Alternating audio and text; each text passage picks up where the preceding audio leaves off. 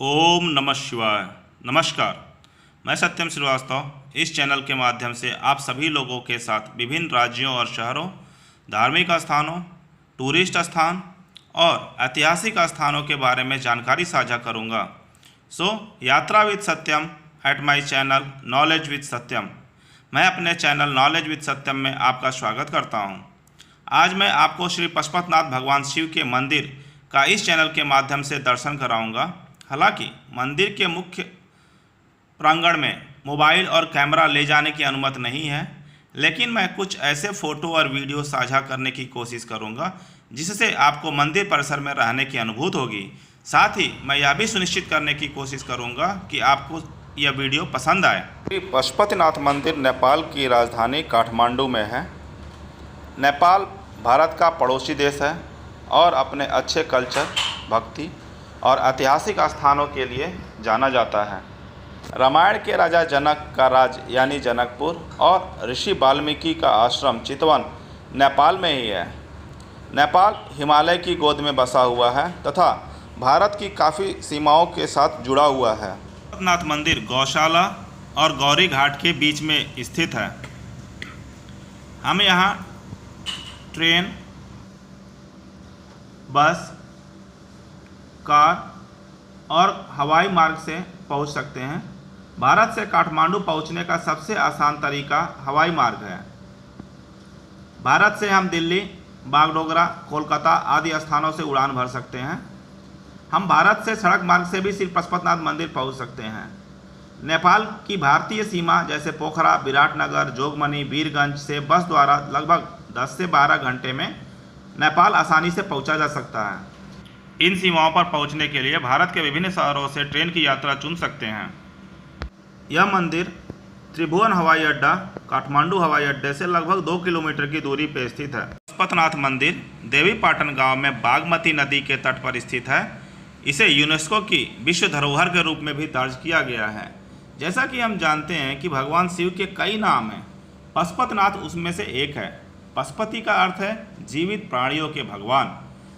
श्री पशुपतिनाथ क्षेत्र नेपाल के 4 धाम क्षेत्रों बराह क्षेत्र, पशुपति क्षेत्र, मुक्ति क्षेत्र, रुरु क्षेत्रों में से एक है।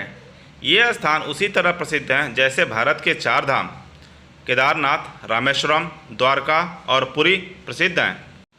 यह नेपाल का सबसे पुराना हिंदू मंदिर माना जाता है। इसका अस्तित्व लगभग 400 ईसा वर्ष पूर्व माना गया है। हालांकि मंदिर का वर्तमान स्वरूप 16वीं शताब्दी में बनवाया गया है। यह मंदिर अपनी मान्यताओं के कारण हिंदू मंदिरों के बीच बहुत प्रसिद्ध है।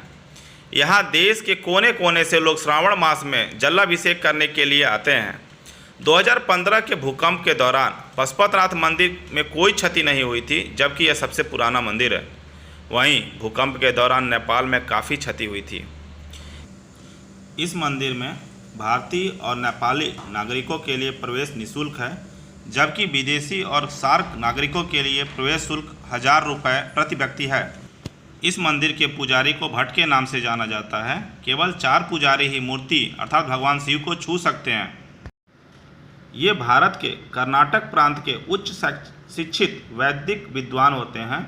अन्य हिंदू मंदिरों की तरह श्री पशुपतिनाथ मंदिर का पुजारी वंशानुगत नहीं होते हैं। श्री शंकराचार्य दक्षिणायन पीठ द्वारा शिक्षित विद्वानों में से पुजारी का चयन किया जाता है। वैदिक शिक्षा में निपुण तथा उन सभी मापदंडों को पूरा करने के बाद उन्हें पशुपतिनाथ मंदिर के राजगुरु द्वारा वेदों और शिव आगमन की कड़ी परीक्षा के बाद पुजारी के लिए चुना जाता है और फिर चुने हुए पुजारी को भगवान श्री पशुपतिनाथ की दैनिक पूजा करने के लिए काठमांडू भेजा जाता है।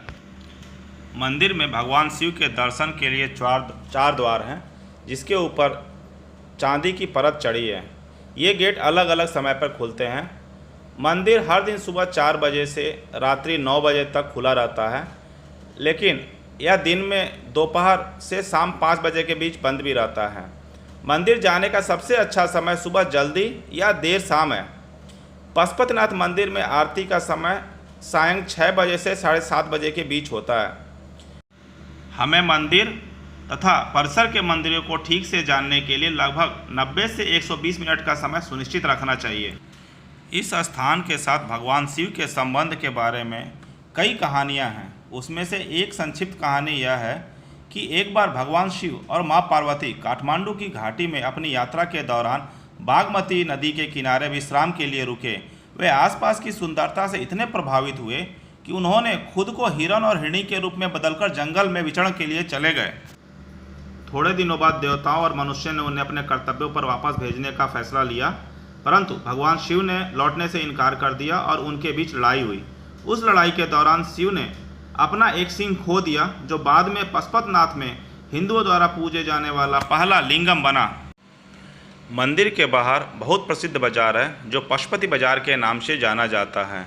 यहाँ हमें सभी प्रकार की धार्मिक पुस्तकें, रुद्राक्ष, शालिग्राम और अन्य पूजा सामग्री मिलती है। पशुपतिनाथ मंदिर में साधुओं का मिलना बहुत ही आम बात है। नेपाल और भारत के कोने कोने से हिंदू अपनी अंतिम दिनों में यहाँ पहुँचते हैं। ऐसा माना जाता है कि पशुपतिनाथ मंदिर में मरने वालों का पुनर्जन्म मनुष्य के रूप में होता है, चाहे भले ही वो किसी कदाचार से उनका कर्म खराब हुआ हो। यदि आप ऐतिहासिक और धार्मिक स्थान के बारे में अधिक जानना चाहते हैं तो कृपया मेरे चैनल नॉलेज विद सत्यम को सब्सक्राइब, लाइक और शेयर जरूर करें। आप भी उन जगहों के बारे में सुझाव दे सकते हैं जिसके बारे में आप जानना चाहते हैं। मैं उन स्थानों के बारे में अधिक से अधिक जानकारी शेयर करने की कोशिश करूंगा। ओम नमः शिवाय।